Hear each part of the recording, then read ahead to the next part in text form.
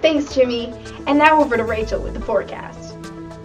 Thanks, Sarah. I know I'm not the head of the sports department, but I'm going to be playing the role of scorekeeper today. It's Super Tuesday, so we're going to be seeing a lot of primary results flooding in from Alabama, Arkansas, Georgia, Massachusetts, Oklahoma, Tennessee, Texas, Vermont, and Virginia. While these states have some political storms brewing, we see some political tornadoes brewing in Colorado, Minnesota, Alaska, North Dakota, and Wyoming for some intense caucuses. Kansas, Louisiana, Maine, Kentucky, and Nebraska, you'll better get out to your voting booths and town halls because there's a 100% chance of a primary or caucus in your states on Super Saturday.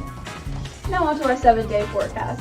In about a week or so, some southern states, more specifically Florida, Missouri, and North Carolina, as well as some states in the Midwest, such as Illinois and Ohio, will be hit with democracy as Mega Tuesday will bring primaries and caucuses to them. I'm sure most of you know not to trust us completely with voting results, as exit polls aren't always accurate. A word of caution because we want our viewers to be safe. Please be aware of your state's primary laws. We don't want a Republican going out to a closed Democratic primary or a Democrat going out to a closed Republican caucus. This would be an even bigger disaster than curly hair and 95% humidity. All right, thanks for joining us on Politics on the 10s. Back to you, Sarah.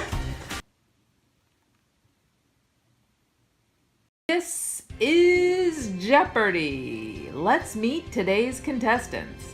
A peanut butter loving fluff ball from Washington, D.C., Lincoln. A feisty pup who can't sit still from Philadelphia, Pennsylvania, Oliver. And our returning champion, a retired rapper and future HWS student from Maine Endwell, Rachel, whose 12-day cash winnings total $200,000. And now, here is the host of Jeopardy, Alex Trebek. Rachel, why don't you start us off? Also known as the Pentagon Papers case, this decision upheld that the government didn't have the right to prior restraint of the press. Lincoln.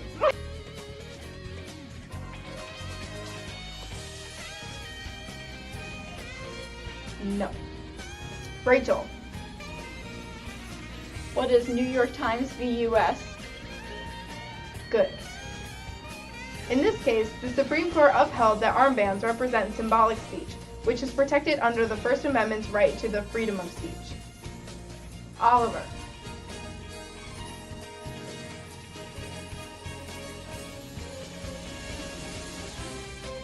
No. Rachel. What is Tinker v. Des Moines? Yes. In this case, the Supreme Court held that the Fifth Amendment's right against self-incrimination is available in all settings. This gave police a list of rights that they need to read upon arrest. Lincoln.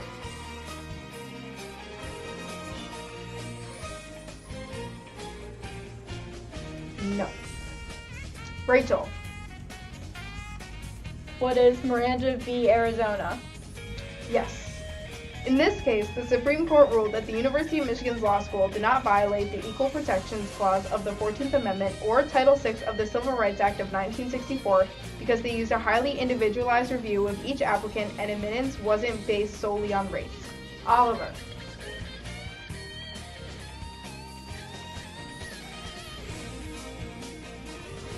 No. Rachel. What is Rudder v. Bullock? Yes.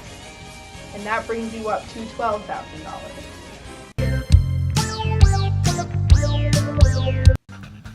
Our founding fathers thought of everything when writing our Constitution. They even included a way to update it to make sure it never went out of style.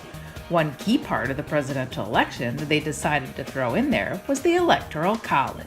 So what exactly was the purpose of the Electoral College?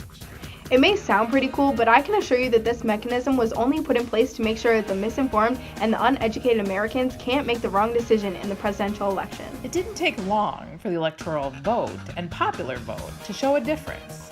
Only 48 years after our independence, John Quincy Adams won the electoral vote, but lost the popular vote to Andrew Jackson in 1824. This isn't the last time either. The electoral and popular votes have been mismatched 4 other times since then, the most recent being the 2016 presidential election. Each state gets a certain number of electors based on their voting membership in Congress. However many seats the state gets in the House of Representatives, plus their 2 seats in the Senate, is the number of electors they get in the presidential election. Now, because there are 435 representatives and 100 senators, the number of electors should be 535, but the 23rd Amendment to the Constitution gave D.C. 3 electors, which brings the total up to 538. With 538 electors, a candidate needs 270 to win. But how can they win 270 electoral votes and not win the popular election? This map shows how the Electoral College voted in the 2016 presidential election. The red states went to the Republican candidate, while the blue states went to the Democratic candidate. By looking at the map, it looks like the Republican candidate won by a landslide. But let's look closer. In every state except Nebraska and Maine, the candidate could win the popular vote and win all of the Electoral College votes. That means that if a candidate wins state by 1 vote, they can win all 12 of their electoral votes.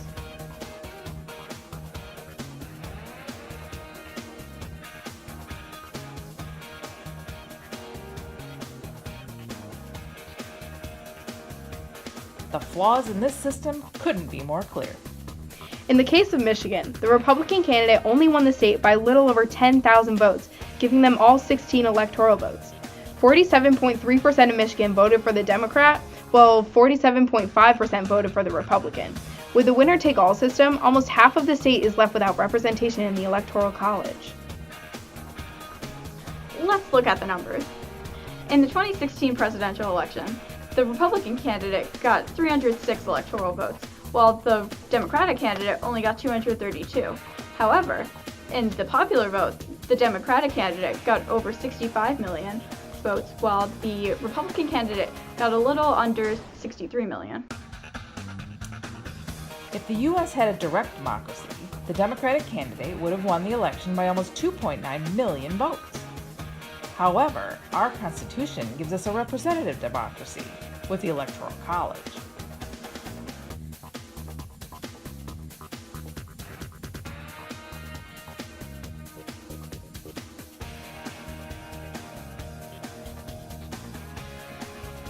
With a system that can leave half of America without representation in a presidential election, we're bound to run into some problems. That's exactly what we would expect. It is that the American people are too misinformed and uneducated to make the right choice for president. But seeing as information has never been more readily available and more Americans are educated than ever before, I think it's safe to say that this myth is officially busted. Especially when the Electoral College gave us this, when the popular vote would have given us this.